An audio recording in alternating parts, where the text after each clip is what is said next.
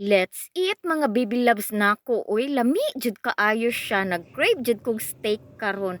As in kung matilawan lang jud ninyo ako ang steak, lami kaayo siya. As in superly duper kalami. Makalimot jud mo sa inyong pangalan. Perfect na perfect jud siya mga baby loves ko. As in tara uban ni ko ninyo. Hello mga ka-baby loves nako. Kumusta na mo? Okay pa ba mo? For today's video mga ka-baby loves nako, mga unta karon sa gawas. As in literal na gawas. Gawas sa balay lang oy, tudluan ta mo kung unsaon pagluto og tuna steak in my own version kay gimingaw na jud kog mga western food. Ready na ba mo? Of course, kay tuna steak man. So, tuna jud ang ato ang kinahanglan no, tuna meat. So, mao ni ang ato ang kailangan tuna meat. Tapos, black pepper. And then, salt. Tapos, butangan pud nato siya og basil leaves. Kinahanglan ni nato siya. So, ang first step natong buhaton is asinan na nato. Lagyan na natin ng asin ang tuna meat natin. So, pati sa likod din, lagyan lang natin siya ng asin. And then, after this, is lagyan na natin ng paminta, black pepper. Pwede rin yung white pepper, depende na sa inyo. So, ito black pepper ang gigamit ko. And then, lagyan natin siya ng basil leaves. Yung dried basil leaves. Nabibili lang to siya sa supermarket, sa mga mall. Oh, ewan ko kung meron ba to sa wet market. So, ganito na yung itsura niya mga ka-baby loves ko. So, ganito lang ang timplada ko. Masarap na to siya. Huwag nyo na lang lagyan ng toyo kasi mag-iiba yung kulay niya. So, ito, i-on na natin yung stove natin. Ito na ang gamitin natin, itong grilled pan. So, para mas mabilis kaysa naman mag-uuling tayo, no? So, ito na. Dito na tayo mag-iihaw. So, lagyan natin ng konting olive oil para hindi siya magdikit.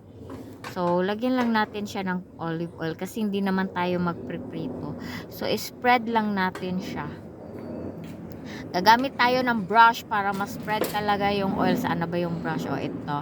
So, gagamit tayo ng brush para ma-spread yung oil sa bawat part ng ng grilled pan.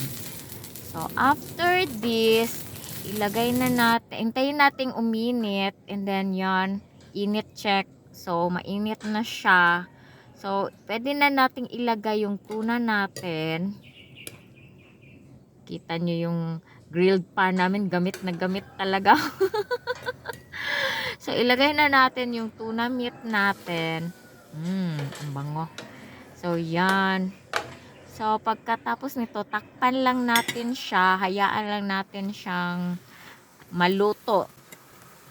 Check lang natin siya mamaya. So, takpan muna natin. So, now mga kabiko, i-move na muna natin to siya sa side kasi gagamitin natin itong kabilang side. So, maglagay tayo dito ng butter. Tapos, ilagay natin yung ating potato, yung marble potato. Diba? Marbles potato. So, maliliit siya na patatas. Yan. O, diba? Ang cute. So, hindi na muna tayo mag-rice ngayon. Magpapatatas tayo ngayon. Dahil, inspired by Western food tayo for today's video. So, yun. Imekos-mekos na natin yung patatas natin. Yung patatas kasi maliit. So, ayan, silipin na muna natin kasi dapat medium rare ang pagkaluto ng meat. So, ang bango. Silipin ulit. So, yan. Mukhang pwede na siyang baliktarin. So, kukuha muna tayo ng tong at ating babaliktadin. Kasi na siya, pwede na siya. Luto na yung kabilang side. Kasi medium rare tayo. Oh, di ba? Tapos, imekos-mekos na din natin yung patatas natin para pantay ang luto. Then, takpan na natin. check natin mamaya konti. After mga ilang minutes, so pwede na to siya. Ayan. So ito na yung medium rare natin na tuna steak. So pwede na to siyang hanguin. So ilagay na natin siya sa plate. So magpi-plating na tayo. So bango-bango. So ito na yung tuna steak natin. Perfect na perfect. Tapos dito naman sa patatas natin, imekos-mekos muna natin para pantay yung luto niya. So masarap to siya, ang bango-bango ng butter. So mga 1 minute na lang tapos pwede na to siya kasi na siya, medyo luto na siya.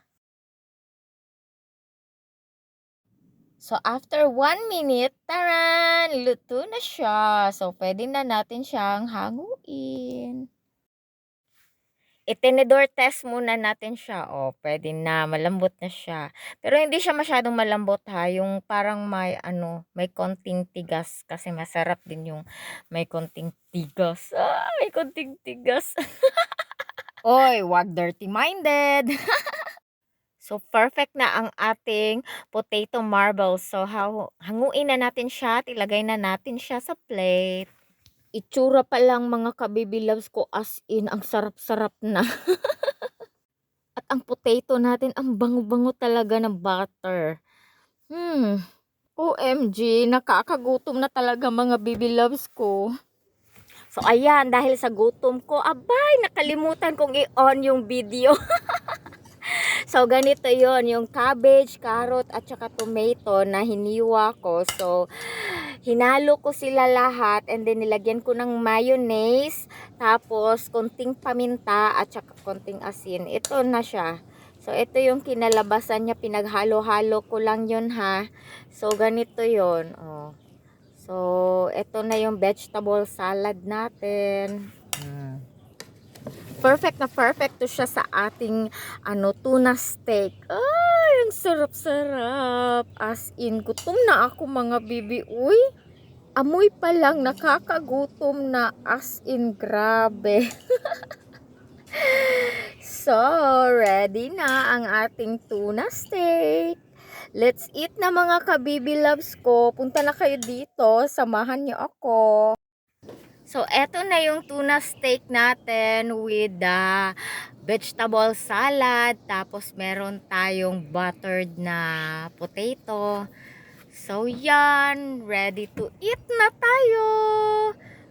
Tara na, saluhan niyo ako. Let's eat mga kabibi loves ko. So, eto na, the moment of truth. Tikman na natin ang ating tuna steak. Ali na mo, uy, mga unata. Let's eat na. Saluhan niyo ako sa aking tuna steak. Inspired by Western food. So, nasa $20 to $30 lang to. Kung magpaluto kayo sa akin. Hala, naglaway na mo. Bahala mo, mukhaon ako, gigutom na ko. Let's eat, mga baby loves ko. Now, the moment of truth. Tingnan natin.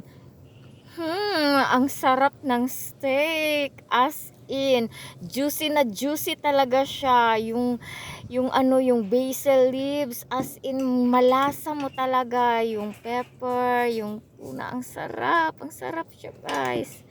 Masarap yung meat ng tuna. Tapos, tikman natin yung patatas. Itong buttered potato marbles natin. Tikman natin, guys. Grabe, ang sarap-sarap talaga niya. Ang sarap ng lasa ng potato. As in, subukan nyo yung ganitong luto, guys. Ang sarap. Dito na naman tayo sa salad. So, itong salad natin is raw vegetable to siya. Wow, tama lang talaga yung timpla niya, guys. As in, mga kabibi loves ko, halina kayo, saluhan nyo. Raw vegetable yung salad natin, mga biha. So, nilagyan ko lang yan siya ng ng pampalasa, tapos yung mayonnaise. So, kain muna ako, guys. Thank you sa panonood nyo po. Kakain muna ako, uy.